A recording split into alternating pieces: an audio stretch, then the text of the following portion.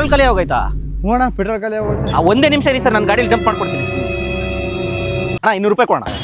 ಹಾಂ ತೆಗಿಯೋಣ.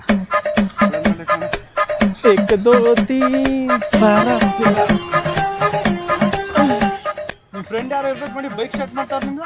ಅಣ್ಣ ಪೆಟ್ರೋಲ್ ಎಲ್ಲ ನಾನೇ ಬಸ್ಗೆ ಬಂದ್ಬಿಟ್ಟಿದ್ದೀನಿ, ಅವ್ನಿಗೊಂದು ಸ್ವಲ್ಪ ಕೊಡ್ತೀನಿ ಇರಿ ಅಣ್ಣ. ಅಣ್ಣ ಪೆಟ್ರೋಲ್ ಖಾಲಿ ಆಗೋಯ್ತಾ? ಹಾಂ 200 ರೂಪಾಯಿ ಕೊಡಿ ಅಣ್ಣ. 200 ರೂಪಾಯಿ ಕೊಡಿ ಅಣ್ಣ.